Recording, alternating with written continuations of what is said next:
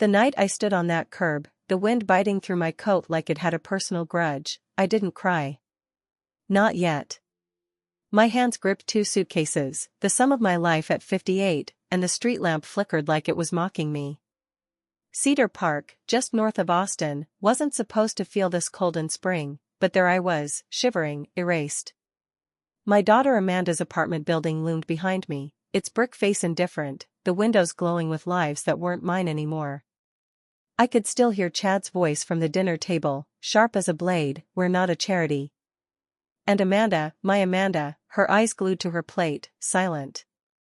That silence cut deeper than his words. I'd given her everything, every scraped-together dollar, every sleepless night, every prayer whispered over her crib. And now, I was nothing. A freeloader. A burden. That's what betrayal does. It doesn't just break your heart, it makes you question if you ever had one. I sat on the curb for an hour, maybe more, my phone dead in my pocket, my thoughts louder than the crickets. The air smelled of cedar and exhaust, a familiar mix that used to mean home. Now it just meant I was nowhere. I kept replaying the scene in my head, the chicken pot pie I'd made, Chad's favorite, hoping it'd soften him, the way he smirked when he said, "How long is this supposed to go on?" Amanda's mumbled, "Maybe it's best if you find something more stable." Stable. As if I hadn't been their rock for years. As if I hadn't sold the house my husband John and I built, brick by brick, because the memories of his laugh, his coffee breath, his hand on mine were too heavy to carry alone after the cancer took him. I moved in with them to stay close to her, to keep what little family I had left. And they pushed me out like I was trash. I didn't scream or bang on their door. I didn't beg. Mothers don't do that, not when they're trying to hold on to dignity they're not sure they have anymore. Instead, I stood, dragged my suitcases to the corner, and walked until I found a motel off Highway 183. The kind with peeling wallpaper and a vending machine that groaned like it was as tired as me. I paid for a week with the last of my cash, handed over by a clerk who didn't look up from his phone. The room smelled of stale cigarettes and bleach, but it was a roof, and that was more than I had an hour ago. I lay on the lumpy mattress, staring at the ceiling, a water stain spreading like a bruise. This is what it feels like to be erased, I thought. And that's when the tears came, quiet, the kind you choke on because no one's coming to wipe them away. The next morning, I sent Amanda a text, "I understand. I love you always." No reply. I wasn't surprised, but it still burned, a slow ache that settled in my chest. I spent the day sitting on the edge of the bed, my hands folded, trying to figure out what came next. I was 58, a widow with no job, no savings, and a body that creaked more than it used to. John's life insurance had gone to medical bills, the house sale to debts and Amanda's wedding. I'd been a homemaker, a mother, a wife, roles that didn't translate to a resume. I tried applying for jobs that week, cashier, receptionist, even a diner waitress. Overqualified, they said, or not a good fit, which I knew meant too old, too worn. Each rejection felt like another door slamming, another voice saying, "You don't belong." Cedar Park buzzed outside my motel window, alive with families and routines I no longer fit into. I'd walk to the H-E-B grocery store, past kids on scooters and couples arguing over dinner plans, the air thick with barbecue smoke and jasmine. The town hadn't changed, same strip malls, same churches with signs promising hope, but I had. I'd catch my reflection in shop windows, a woman with graying hair and eyes that looked like they'd seen too much. I didn't recognize her, not entirely. She wasn't the Margaret who'd hosted Thanksgiving dinners or braided Amanda's hair for prom. She was someone new, someone I didn't know how to be yet. One night, desperate for something familiar, I opened the only box I'd brought besides clothes. It was a memory box from the house, photos of John and Amanda, a few letters, and, tucked at the bottom, a small leather-bound book. My mother's diary. I hadn't packed it, not consciously, but there it was, its edges worn, the spine cracked. I almost put it back, but my hands lingered, drawn to the soft leather, the faint scent of ink and time. I lit the motel's dim lamp, sat cross-legged on the bed, and opened it. Her handwriting greeted me, looped and neat, like the notes she'd slipped into my lunchbox as a kid. At first, it was mundane: weather, church, complaints about grocery prices. Then I turned a page, and my breath caught. "He came again today," she wrote, "said he wished things were different, that he wished I could be his wife. But he has a family, a business, a name to protect. Margaret will never know. She must never know." I read it twice, then again, my pulse loud in my ears. Margaret will never know. Me. She was talking about me. My mother, who'd raised me alone, who'd worked double shifts at the diner and never spoke of my father, had carried a secret. I flipped further, each entry a shard of a story I'd never been told. Meetings at hotels, small cash payments she tried to refuse but needed, a man she never named fully, only initials, HJS. And then, another entry, dated years later, he said he'd made arrangements. That if anything ever happened to him, he'd ensure Margaret had something, a part of what he built. It won't be official, of course, it's too dangerous, but he promised me. A trust. A letter. He said his lawyer, Mr. Goldstein, would know. Goldstein. The name hit me like a slap. I'd seen it before, in old documents at the house, a name tied to some legal notice after my mother died. I closed the diary, my hands shaking, not from fear but from something sharper, clarity. For the first time in weeks, I didn't feel like the woman Chad had called a freeloader. I wasn't just Amanda's discarded mother. I was someone else, someone with a truth buried deep, waiting to be unearthed. I didn't sleep that night. I sat by the window, the diary in my lap, watching headlights streak across the highway. They thought they'd broken me. They thought I was done. But they had no idea what was coming. The motel room felt smaller after I found the diary, like the walls were pressing in, whispering secrets I wasn't ready to hear. Cedar Park hummed outside, oblivious, its strip malls and oak-lined streets bathed in the golden haze of a Texas morning. But inside, I was unraveling. My mother's words looped in my mind: Margaret will never know. She must never know. I clutched the diary, its leather warm against my palms, and wondered who I'd been all these years, a daughter of silence, a shadow of someone else's shame. The air smelled of stale coffee and dust, and the vending machine's hum droned on, a mocking lullaby. I hadn't cried since that first night, but now my eyes burned, not with tears but with something fiercer: hunger. Hunger for truth, for answers, for a way to claw my way back from being nothing. I spent the next 2 days glued to the motel's shared computer, a clunky thing in the lobby that wheezed with every click. My fingers, stiff from years of kneading dough and folding laundry, typed Leonard Goldstein, Dallas, lawyer, into the search bar. The screen flickered, spitting out a listing for a retired estate attorney, still tied to a private firm. His name glowed like a beacon. I didn't call, not yet. My hands trembled too much, and my voice felt like it belonged to someone else. Instead, I bought a cheap notebook from the gas station and wrote a letter, pen digging into the paper, each word deliberate. I told him who I was, who my mother was, and begged for a conversation. I sealed it, mailed it from the post office across the street, and waited, my heart a drumbeat I couldn't quiet. The waiting was torture. I paced the motel room, the carpet worn thin under my steps.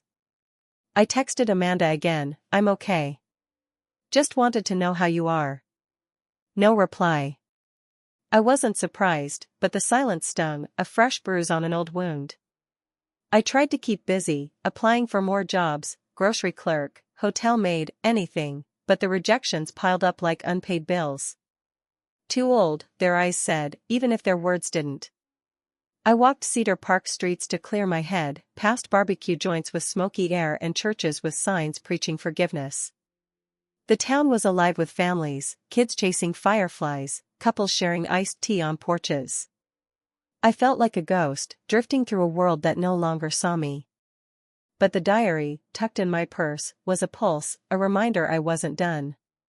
2 weeks later, my phone rang. I was eating a vending machine sandwich, the bread stale, when an unfamiliar number flashed. I answered, my voice cracking. "Margaret?" The man's voice was old, weathered, like he'd smoked too many cigars. "This is Leonard Goldstein." My heart stopped. "I got your letter," he said, pausing. "I always wondered if you'd reach out someday." I gripped the phone, the room spinning. "There's something you need to see." I took a Greyhound to Dallas the next morning, my suitcase half-packed, just in case this was a scam or a mistake. The bus smelled of sweat and diesel, and I sat by the window, watching the flat Texas plains blur past. My mother's diary was in my lap, a talisman. Dallas greeted me with glass towers and heat that shimmered off the pavement. Goldstein's office was in a quiet building, all dark wood and leather chairs, the kind of place that smelled like money and secrets. He was older than I'd imagined, with a bald head and eyes that seemed to carry a lifetime of confessions. "You look like her," he said, gesturing to a chair. "Your mother." I sat, my hands clasped tight. He didn't waste time. "She was special," he said, voice soft. "Not just to me, but to him." He slid a yellowed envelope across the desk, sealed, fragile. My name was written on it in a stranger's hand, Margaret Louise. I opened it, my fingers shaking. The letter was from Harold James Sterling, founder of Sterling Energy, a name I'd seen in newspapers, a man with oil money and a legacy carved in stone. He wrote of an affair, of regret, of a love he couldn't claim. "You are my blood," he wrote, "and though I was too much a coward to claim you in life, I claim you now in death." He detailed a trust, untraceable, held by Goldstein. A promise kept. Goldstein handed me a folder. Bank accounts, investment portfolios, property titles. The total value, just over $1 million. I stared at the numbers, my breath shallow. "This is real?" I whispered. He nodded. "It's yours. Always was." I didn't scream or laugh. I just sat, the truth washing over me like rain after a drought. My mother hadn't just loved me, she'd fought for me, silently, carrying a secret that could have destroyed her. And now, it was my armor. That night, back in the motel, I didn't sleep. I sat by the window, the Dallas skyline a distant glow, and smiled for the first time in months. Chad thought he'd discarded me. Amanda thought I was a burden. They didn't know I'd just been handed a key to a door they couldn't imagine. I wasn't broken, I was beginning. I stayed in Dallas a few more days, walking its streets, sipping coffee in quiet cafes, watching people live lives untouched by betrayal. I didn't envy them anymore. I studied them, wondering who else had scars behind their smiles, who else had been tossed aside and kept walking. When I returned to Cedar Park, I didn't go back to the motel. I booked a short-term rental downtown, off South Congress, where the air smelled of tacos and live music drifted from bars. The apartment was clean, modern, with windows that let in light I hadn't realized I'd missed. I started dressing differently, sharper, more deliberate, like I was stepping into a new skin. I watched YouTube videos on investing, real estate, business. Not to build an empire, but to protect myself. I'd never be powerless again. Then I saw it, buried on a real estate auction site, a 12-unit apartment building in East Austin, distressed, taxes unpaid. The address stopped me cold. It was Amanda and Chad's building, the one where they'd humiliated me, where I'd packed my life into 2 suitcases and walked away. My heart pounded. I didn't hesitate. With Goldstein's help, I created an LLC, ML Holdings, anonymous, airtight. I transferred funds, placed a bid, and waited. The auction came and went. I won, quietly, legally, under the radar. I owned the roof over their heads, the walls that had shut me out. I sat at my new desk, the deed in my hands, and whispered, "Let's see how Chad likes paying rent to the mouth he couldn't feed." The deed to the apartment building sat on my desk, its edges crisp, the ink stark against the page. It wasn't just paper, it was power, quiet and unshakable, the kind I'd never known. East Austin buzzed outside my new apartment, a pulse of food trucks, neon signs, and laughter spilling from bars. The air carried the tang of smoked brisket and the faint strum of a street guitarist, but inside, I was still, my heart a steady drum. I'd bought the building where Amanda and Chad lived, where they'd stripped me of my dignity with a smirk and a silence. They thought they'd erased me, but I was rewriting the story. I didn't want revenge, not the loud, fiery kind. I wanted justice, the kind that creeps in like fog, unnoticed until it's too late. I didn't rush. Power like this demanded patience. I spent days learning the building's bones, its leases, its finances, its cracks. The previous owner had let it decay, taxes piling up like unpaid sins. I hired a property manager, a no-nonsense woman named Carla, who didn't ask questions about ML Holdings or why I wanted anonymity. "Just tell me what needs doing," she said, her voice clipped over coffee at a diner off I-35. I liked her immediately. I told her to start small, fix leaks, replace broken locks, upgrade the lobby's flickering lights. "Make it livable," I said. "Make it theirs." She nodded, not knowing the weight of my words. Cedar Park and East Austin were worlds apart, though only a few miles separated them. My new neighborhood was alive, vibrant, with murals splashed across brick walls and families pushing strollers past taco stands. But I carried the old town with me, its oak trees and quiet porches etched into my memory. I walked Austin streets daily, blending in, my clothes sharper now, tailored blazers, dark jeans, boots that clicked with purpose. I wasn't hiding anymore. I was invisible in a new way, the kind that gets you through doors without questions. I joined business meetups under a pseudonym, Margaret Louise, listening to real estate investors talk numbers and strategy. I took notes, not to compete, but to armor myself. Knowledge was my shield. I didn't tell Amanda or Chad about the building. I didn't need to. The first notice went out a month later, a letter to all tenants: rents will be reassessed to reflect market value. Lease terms under review. I set Chad and Amanda's new rent at triple the original, market rate, plus overdue fees, all legal, all calculated.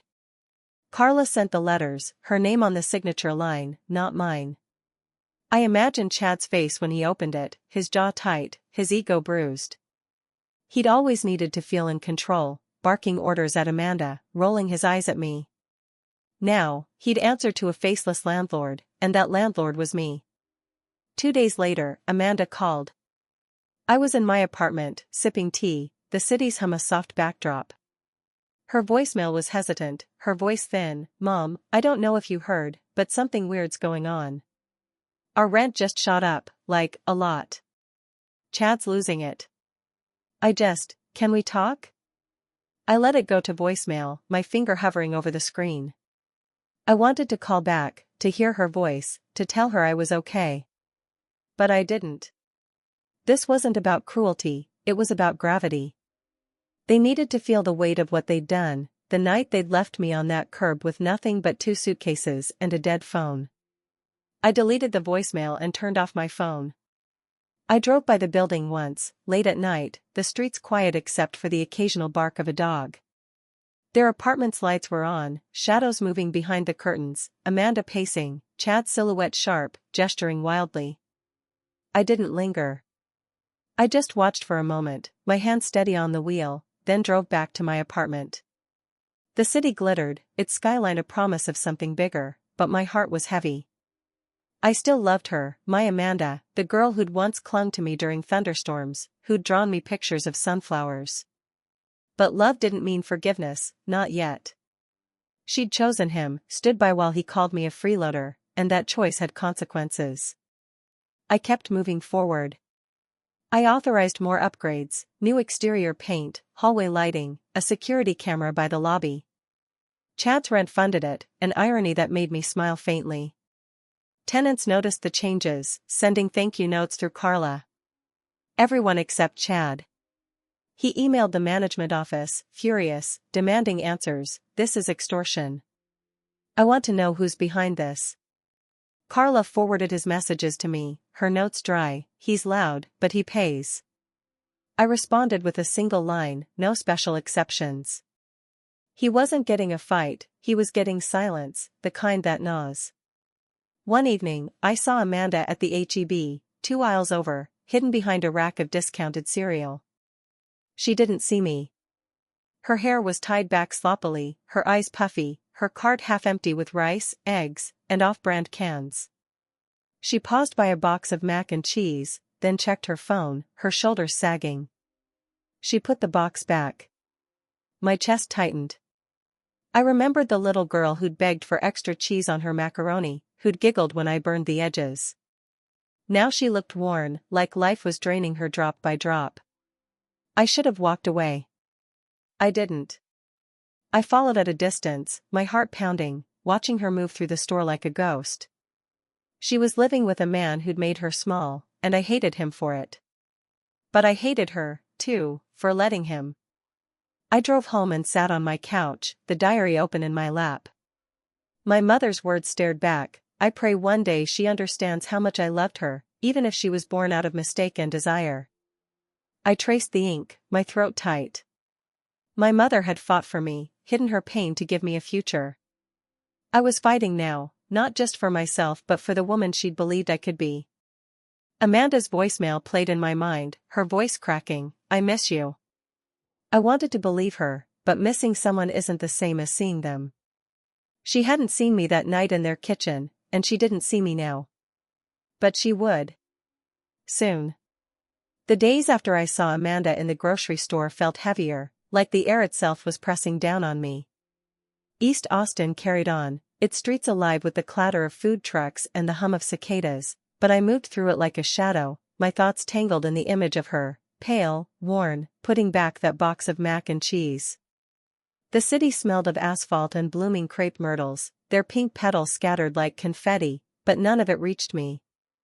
I kept my routine, coffee at a corner cafe, business meetups where I nodded and took notes, evenings spent poring over property reports. But Amanda's face lingered, a reminder that this wasn't just about Chad's ego or my reclaimed power. It was about the daughter I'd raised, the one who'd once called me her hero, now shrinking under the weight of a man who didn't deserve her. I didn't call her back. Her voicemails, 3 now, each softer, more desperate, sat unanswered on my phone. "Mom, I just need to talk. Things are rough."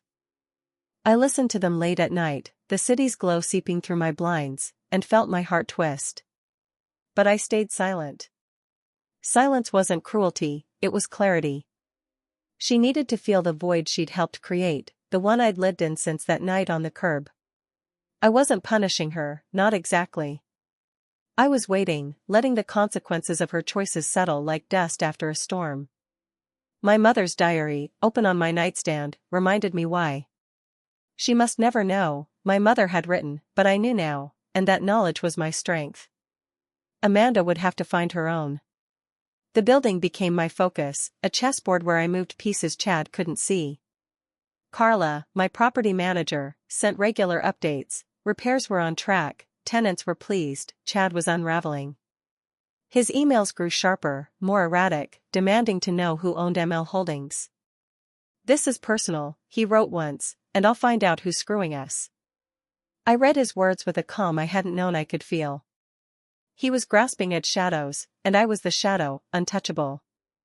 I authorized more upgrades, new hallway carpets, a fresh coat of paint in the common areas, updated mailboxes with sleek brass numbers. The other tenants sent thank you emails, Chad sent threats. "Fix the damn water pressure or I'll sue." Carla handled it, her responses cool and professional, citing lease clauses he couldn't argue with. One morning, I passed them in the building's parking lot. I'd been at a tenant meeting, reviewing security upgrades, my hair tucked into a sleek bun, sunglasses on, a folder of documents in hand.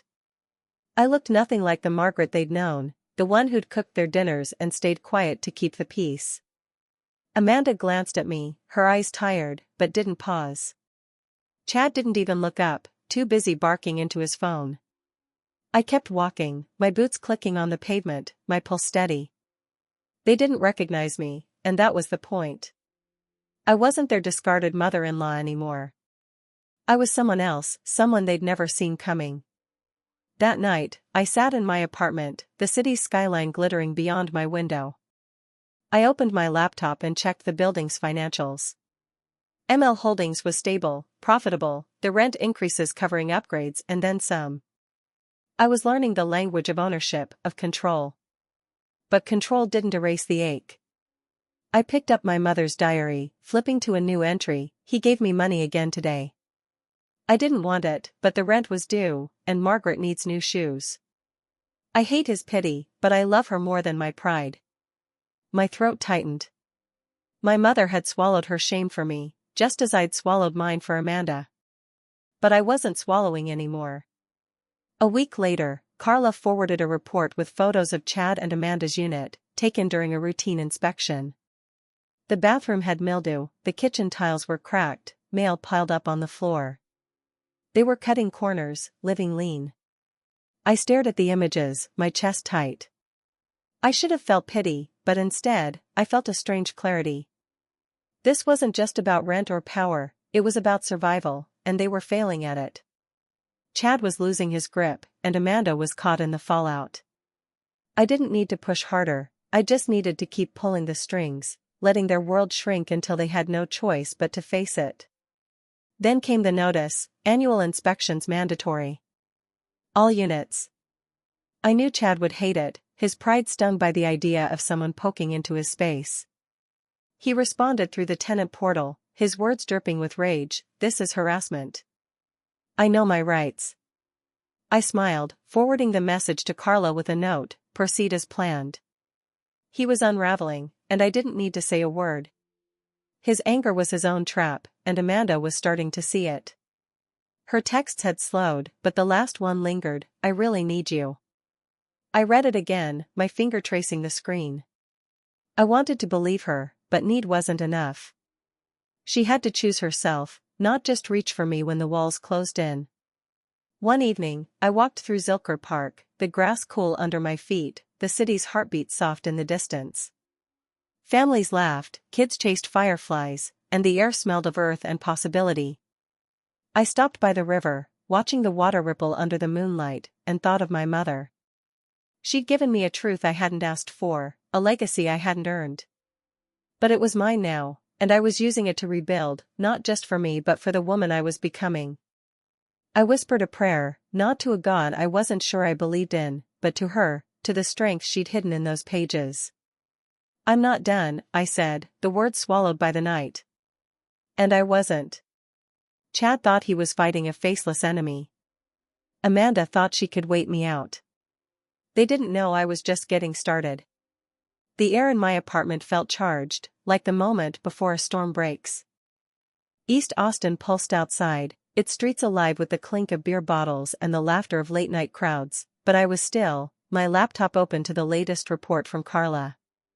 The building was thriving, new lighting, fresh paint, tenants happy, but Chad was spiraling. His emails to the management office had turned frantic, laced with threats he couldn't back up. "I'll expose whoever's behind this. You can't hide forever." I read them with a calm that surprised me, my tea cooling on the table. He was digging, clawing for control, but every move he made only tightened the noose I'd woven from silence and strategy. I wasn't fighting him. I was letting him fight himself. I leaned back, my eyes drifting to my mother's diary, its worn leather a constant companion. Her words grounded me. I loved her even if she was born out of mistake and desire. My mother had carried her shame in secret, but she'd also carried hope, a belief that I'd find my way. I was finding it now, step by deliberate step. The city's glow seeped through my blinds, painting stripes across the floor, and I thought of Amanda. Her last text, "I really need you," sat unanswered, a weight I carried but refused to lift. She wasn't ready yet. She needed to see the cage she'd built with Chad, not just feel its bars. I kept moving forward. I authorized more upgrades, a new security system, landscaping with native wildflowers, better insulation for the units. The other tenants sent emails of gratitude, Chad sent complaints. "The water pressure's still crap. Fix it or I'm calling the city." Carla handled him, her responses clipped, citing completed repairs he couldn't dispute. I smiled faintly, imagining his fury at being ignored. His rent, triple now, was funding a better home for everyone else, a poetic twist that felt like justice. I wasn't breaking him, I was building something he couldn't touch. One afternoon, I saw them again, by chance, at a coffee shop off South Congress. I was in line, dressed in a tailored blazer, my hair loose, when they walked in. Amanda looked drained, her eyes shadowed, her sweater fraying at the cuffs. Chad was loud, ordering for both of them, his voice cutting through the hum of conversation. She flinched when he snapped at the barista. I turned away, my heart pounding, and paid for my coffee with a steady hand. They didn't see me, didn't recognize the woman who'd once begged for a scrap of their kindness. I left before they sat down, the air outside sharp with the scent of rain and cedar. I wasn't invisible because I was weak, I was invisible because I was stronger than they'd ever imagined. That night, a new email from Carla arrived, flagged urgent. A neighbor had reported a noise complaint from Chad and Amanda's unit, shouting, glass breaking, voices raw with anger. "This is all your fault," the neighbor overheard Chad yell. The maintenance team checked the next day, no one answered, but through the door, they heard Amanda crying, Chad pacing, muttering. The silence that followed was heavier than the noise. I sat with the report, my chest tight. This wasn't satisfaction, it was clarity. Their world was cracking, not because of me, but because of them. Chad's control was slipping, and Amanda was trapped in the wreckage. I doubled down. I had Carla install more surveillance, discreet, legal, routine, to protect the other tenants. I wasn't going to let one man's rage unravel what I'd built. Then came the envelope, slipped under my apartment door, no name, no return address. Inside, a note, an uneven, angry scrawl, "I know what you're doing. You think you're clever, but you don't scare me. I'll find out who you are, and you'll regret it." I recognized Chad's handwriting instantly, the same jagged letters from his tenant complaints. I held the note, my heart thudding, not with fear but with memory, the night he'd called me a freeloader, Amanda silent beside him. He thought he could intimidate me again. He was wrong. I forwarded the note to my lawyer, who added it to the file we were quietly building, Chad's threats, his falsified emails to the title office, his rants recorded by tenants. We didn't need to strike yet, we just needed to wait. Chad was his own worst enemy, and I was his shadow, always one step ahead. Amanda's text stopped, replaced by a single voicemail, "Mom, I'm sorry. I don't know what to do." Her voice cracked, and I closed my eyes, picturing the girl who'd once run to me with scraped knees. I wanted to save her, but I couldn't. Not until she saved herself. I walked to Barton Springs that evening, the water glinting under the setting sun, kids splashing, couples sprawled on blankets. The air smelled of wet grass and sunscreen, a fleeting summer memory. I sat by the edge, my boots off, toes grazing the cool water, and thought of my mother. She'd given me a truth that changed everything, a legacy that wasn't just money but strength. I whispered to her, to the water, to the sky, "I'm doing this for us." Faith wasn't a church for me anymore, it was this, the belief that I could rise, not despite my scars, but because of them. Back home, I opened the diary, reading another entry, "He promised Margaret would have a future. I pray it's one where she's never afraid." I traced the words, my resolve hardening. Chad's note was his last gasp, a desperate swing at a ghost he couldn't catch.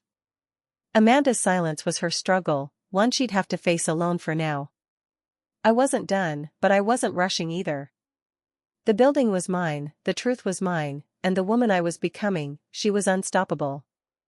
The note from Chad sat in a locked drawer, its angry scrawl a relic of a man who thought he could still bully his way to control.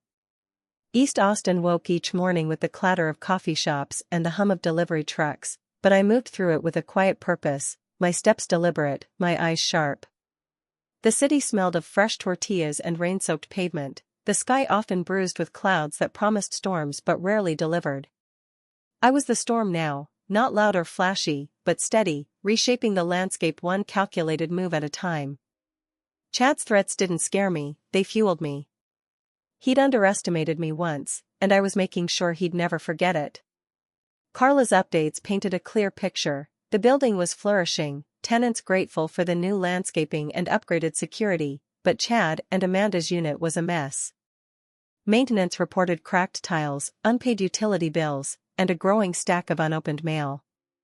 Chad's emails to the management office had turned incoherent, ranting about conspiracies and demanding to meet the owner. "Someone's targeting us," he wrote.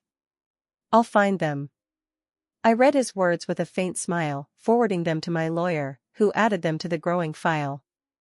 Every outburst was another brick in the wall I was building around him, not to trap him, but to show him how small his world had become. Amanda's silence was louder than Chad's noise. Her voicemails had stopped, replaced by a single text, "I'm sorry. I miss you." I read it late at night, the city's glow a soft hum beyond my window, and felt the familiar ache. I wanted to reach out, to tell her she could still come home, not to my apartment, but to herself. But I didn't. She wasn't ready. She was still tethered to Chad, to the life she'd chosen, and I couldn't cut that rope for her. My mother's diary, open on my coffee table, reminded me why I waited. "I pray one day she understands how much I loved her," my mother had written. I was waiting for Amanda to understand, not just my love, but her own worth. I kept pushing forward. I authorized a new round of upgrades, energy-efficient windows, a repaved parking lot, a community garden for tenants. The other residents sent thank you notes. Chad sent a scathing letter, accusing the management of extortion. Carla handled it, her responses dry and airtight. I was learning the power of silence, not the kind that shrinks you, but the kind that forces others to confront their own noise. Chad's rent, still triple, funded every improvement, a fact I savored quietly. He was paying for a better home for everyone but himself, and he didn't even know it. One evening, I walked through the building's courtyard, inspecting the new wildflower beds. The air was thick with the scent of lavender and earth, the sky streaked with pink. I wore a scarf and sunglasses, blending in as just another visitor. Amanda's window was dark, but Chad's car was in the lot, parked crookedly, a dent on the bumper I hadn't noticed before. I lingered for a moment, my heart steady, then left. I didn't need to see them to know they were unraveling. The building manager had reported another noise complaint, shouting, something about losing everything, and Amanda had been seen crying on the back steps, alone. I didn't rejoice. I just kept moving, my plans a quiet current beneath the surface. Then came the knock. It was late, the city hushed, the only sound the distant wail of a siren. I opened the door, and there she was, Amanda, soaked from a sudden rain, clutching a grocery bag like a lifeline. Her eyes were red, her hair plastered to her face, her voice barely a whisper. "Hi, Mom." I stepped aside, my heart pounding, and handed her a towel. She dripped water on my hardwood floor, her movements slow, like she wasn't sure she was allowed to be here. I warmed the kettle, poured chamomile tea, and sat across from her, waiting. Silence was my ally now, not my enemy. "I don't know where to start," she said, staring into her mug. He's not easy. He's angry all the time, blames the rent, blames me, blames everything." Her voice trembled, but I stayed quiet, letting her words fill the space. "I thought I was doing the right thing, back then, when we asked you to leave." She stumbled over the word, her eyes flickering to mine. "I just wanted to keep the peace. Chad said you'd never leave unless we pushed you." She paused, her breath hitching. I hate myself for agreeing. I took a sip of tea, my hand steady. "I miss you," she whispered, her voice breaking. "But I don't know how to fix it." I studied her, the lines on her face, the way she flinched at her own words. She wanted forgiveness, but she was afraid to ask. So I gave her silence, because sometimes silence is safer than truth. We sat for nearly an hour, the only sound the clink of our mugs. She didn't ask for money or help, she just wanted to be near me. When she stood to leave, she reached for my hand. "I'm sorry," she said, tears welling. "For everything." I held her hand, just a moment longer than she expected, then let go. She walked out, the door clicking shut, and I sank into my chair, the warmth of her mug still in my palms. I didn't cry. I sat by the window, watching the rain streak the glass, and felt something shift, not forgiveness, not yet, but a crack in the wall between us. Amanda had come, had looked me in the eye, and for the first time I saw her starting to see. Not just me, but herself. I opened my mother's diary, reading again, Margaret will never know. But I knew now, and that knowledge was my armor, my fire. Chad's note, his threats, his unraveling, they were noise. Amanda's visit was signal, faint but real. I wasn't done, but I was closer. The storm was coming, and I was ready. Amanda's visit left a mark, like a bruise you don't notice until you press it. The air in my apartment felt different, heavier, as if her words, "I'm sorry for everything," had settled into the walls. East Austin woke with its usual rhythm, the sizzle of breakfast tacos from food trucks, the chatter of joggers, the scent of coffee and wet asphalt after last night's rain. But I moved through it with a new weight, my steps measured, my mind replaying her trembling voice, her hand in mine. She'd cracked the door between us, but I wasn't ready to walk through. Not yet. I needed her to choose herself, not just reach for me when the world she'd built with Chad started to crumble. I sat at my desk, the deed to the building a quiet reminder of my power. Carla's latest report was open on my laptop, the community garden was blooming, tenants were raving about the new windows, and Chad was losing it. His emails had turned desperate, accusing the management of sabotage, demanding a meeting with the owner. "I know someone's out to get us," he wrote. "This isn't normal."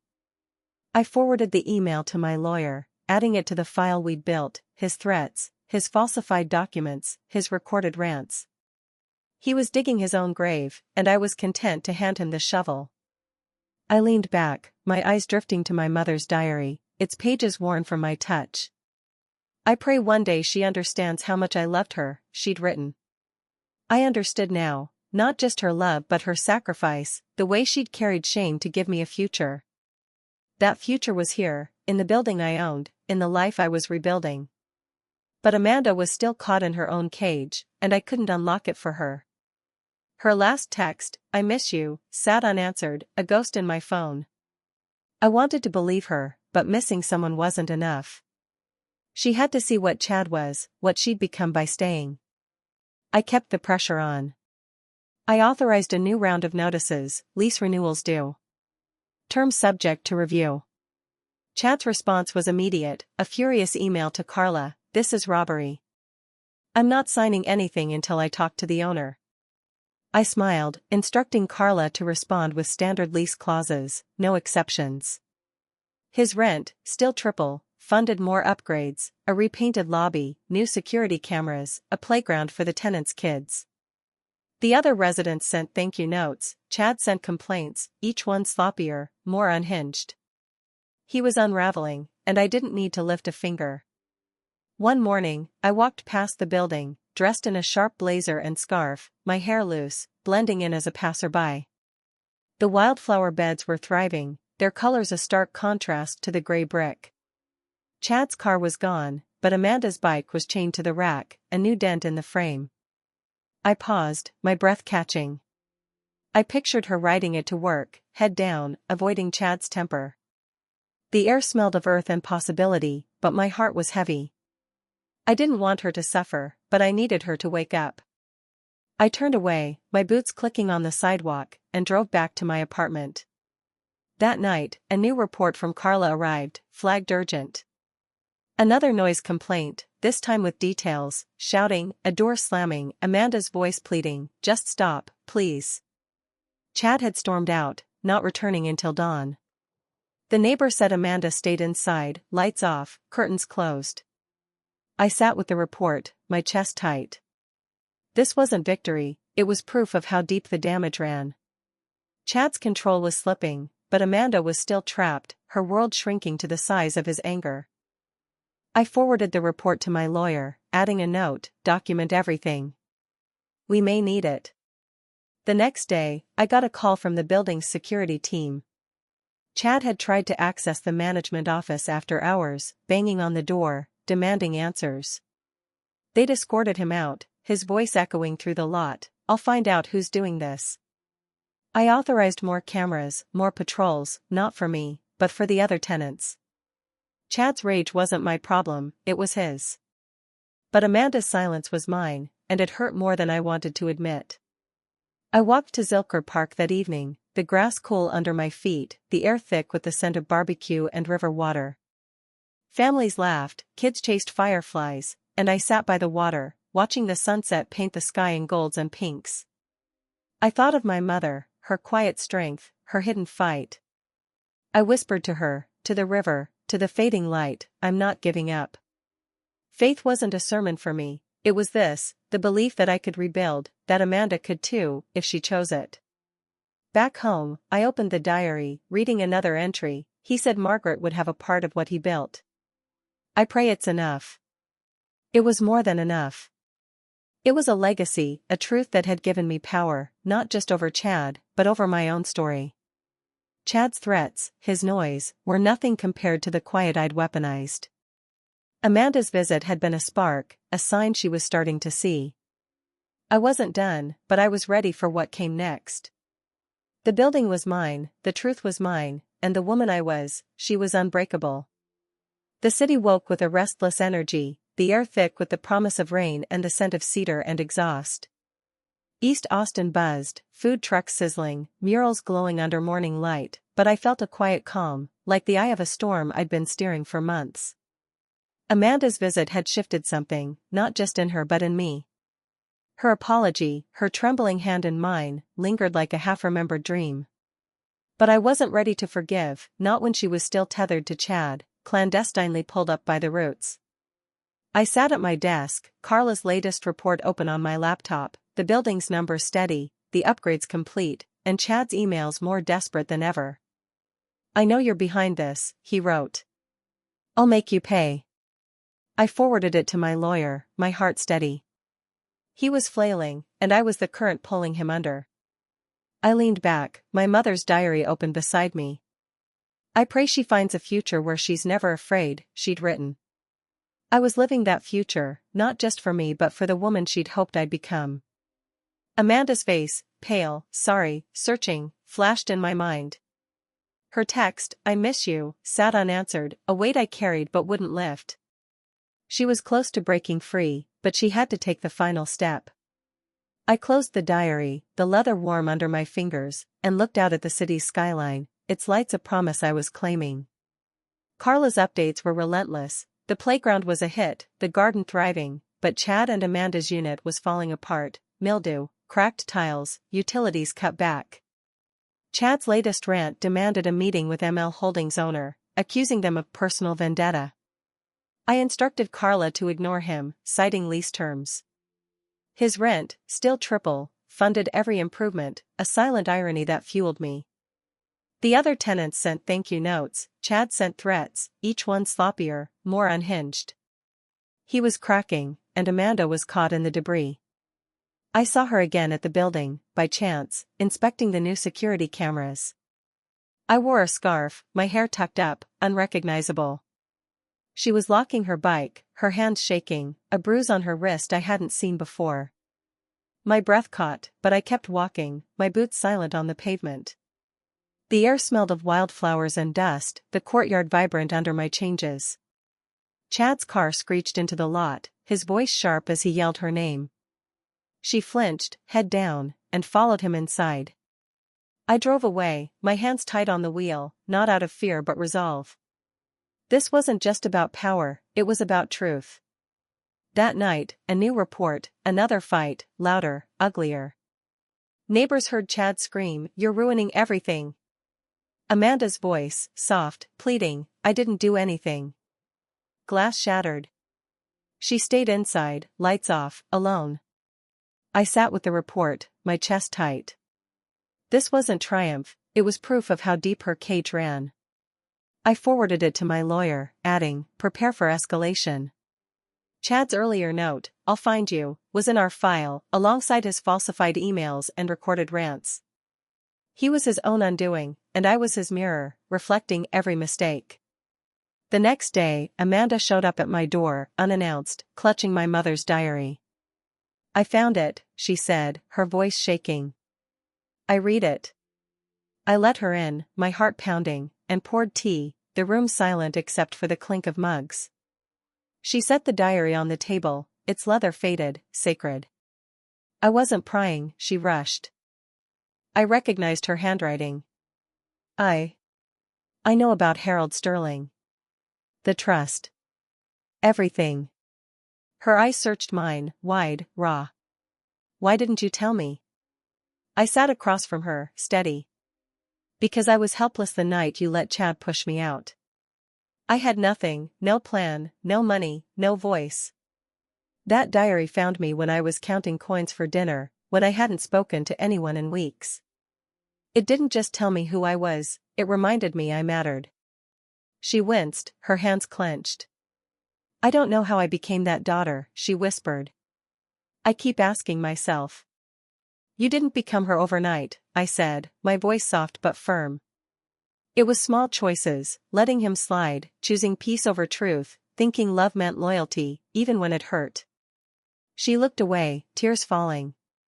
I've left him, she said, the words a bombshell. He went through my things again, my laptop, my bag. I said no. He screamed, packed a bag, left. I changed the locks. I stared, stunned. I don't know who I am without him, she admitted, trembling. But I'd rather find out than keep disappearing. Silence fell, thick, healing. I took her hand.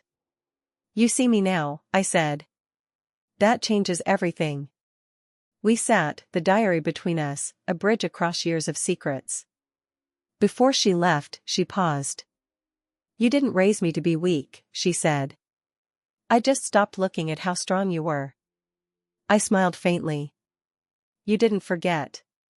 You just stopped seeing. She nodded, eyes wet, and walked out, the door clicking shut. I held the diary, my heart warm. The storm was breaking, and we were both rising. Amanda's departure left my apartment quieter, but not empty.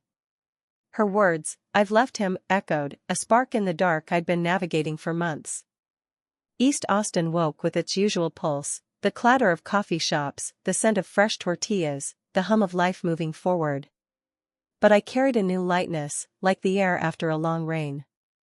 The city's murals glowed under morning light, their colors a reminder of what I was building, not just a building, but a life, a truth.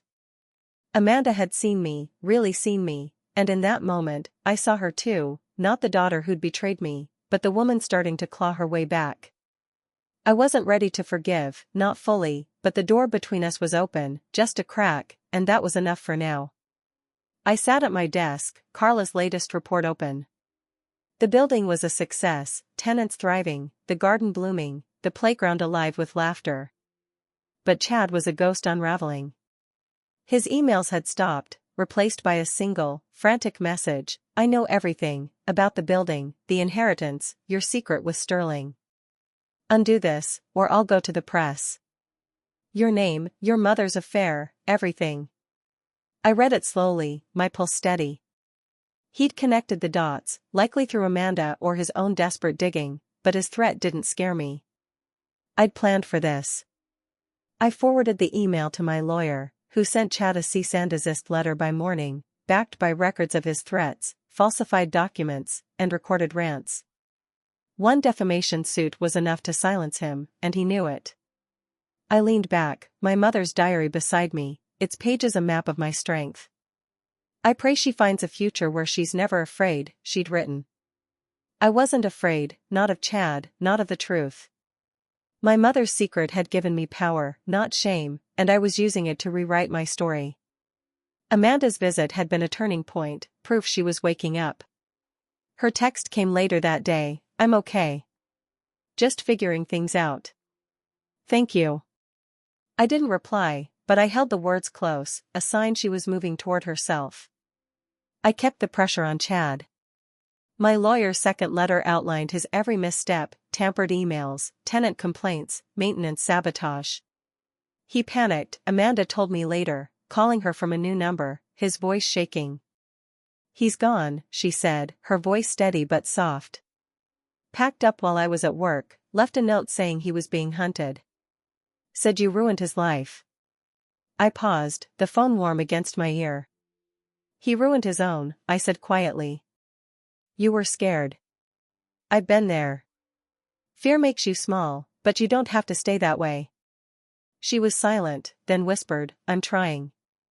Chad tried to fight back, posting vague rants on social media about corruption and betrayal, never naming names. He couldn't afford to. My lawyer's third letter, threatening legal action for every word, shut him down. He went quiet, a ghost slipping into a new city, a new lie. Amanda, though, was blooming. She moved out of the unit, renting a small studio near her job. She started therapy, joined an art class, even painted me a phoenix in reds and golds. I hung it above my fireplace, its wings a reminder of her rise, and mine. I walked through the building's courtyard one evening, the air thick with lavender and earth. The wildflowers I'd planted thrived, the playground echoed with kids' laughter, and the brick walls gleamed under new paint. Chad's absence was a relief, but Amanda's presence, her slow, steady steps toward herself, was a gift. I didn't need to see her every day, our talks, brief but honest, were enough. She was seeing me now, not as the mother she'd discarded, but as the woman who'd rebuilt from nothing. The final piece came in an envelope from my lawyer. The building is fully transferred. The lawsuit against Mr. Harmon is resolved in your favor. You're free to sell, hold, or restructure. I held the letter, my chest tight with something bigger than victory, clarity. This wasn't about money or revenge, it was about truth, about claiming my name, my story. I called a realtor the next morning, ready to close this chapter. The building had been my battlefield, my proving ground, but I was ready for something softer, something mine. I walked to Barton Springs that night, the water glinting under the moon, the air alive with the scent of wet grass and possibility. I sat by the edge, my boots off, toes grazing the cool current, and thought of my mother. She'd given me a legacy, not just of money, but of strength, of silence turned to power. I whispered to her, to the water, to the stars, we did it. Faith wasn't a church for me, it was this, the belief that scars could become wings, that truth could set you free. Chad was gone, Amanda was rising, and I was whole. The storm had passed, and I was home. The sale of the building closed on a bright, cloudless Tuesday, the kind of Texas morning where the sky feels endless and the air smells of promise, cedar, fresh-cut grass, and a hint of barbecue smoke drifting from somewhere nearby.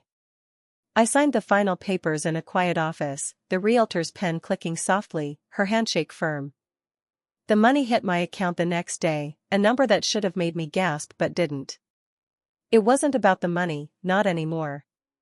It was about the weight lifting, the years of grief, betrayal, and silence finally slipping off my shoulders like a worn-out coat. East Austin hummed outside, its vibrant pulse a reminder of the life I'd reclaimed, but I didn't celebrate. I wrote a check instead, half the proceeds to a local shelter for women and children, a place I wished I'd known about that night on the curb with 2 suitcases and no one to call. I asked them to name a wing after my mother, the Eleanor House. It was my way of honoring her, the woman who'd hidden secrets so I could find strength. The other half bought a small house in Cedar Park, on the same street where I'd grown up, where oak trees shaded the sidewalk and porches creaked with history. It wasn't grand, just a 2-bedroom with a swing out front, enough space for quiet, for healing, maybe for growing tomatoes if I felt like it. Amanda helped me move in, carrying boxes with a shy smile, her hair tied back, her eyes clearer than I'd seen in years. We didn't talk much, but the silence wasn't heavy. It was the kind that comes after truth, after the storm has passed. I remember riding my bike here, she said, sitting on the porch swing, her legs tucked under her. Before everything got complicated. I nodded, the swing creaking softly. You were always safe here, I told her. She looked away, her voice soft. I forgot how that felt. We made grilled cheese sandwiches that night, like we used to when she was little, laughing when she burned one side and tried to blame the pan. It was the first real laughter we'd shared in years, a sound that filled the house like sunlight. After she left, I stood at the window, holding a cup of tea, watching moonlight stretch across the lawn. The city's hum was distant now, replaced by the chirp of crickets and the rustle of leaves. I said the words aloud, to the quiet, to myself, I forgive you. Not to Amanda, but to the woman I'd been, the one who'd begged for scraps of love, who'd thought silence was weakness. I wasn't that woman anymore. I was the spark they'd underestimated, the fire they couldn't extinguish. Chad was gone, a ghost in a new city, his threats silenced by legal letters and his own unraveling.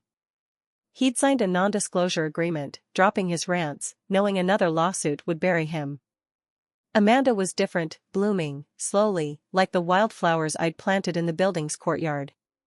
She lived in her studio now, painting, going to therapy, finding herself in the spaces Chad had tried to control.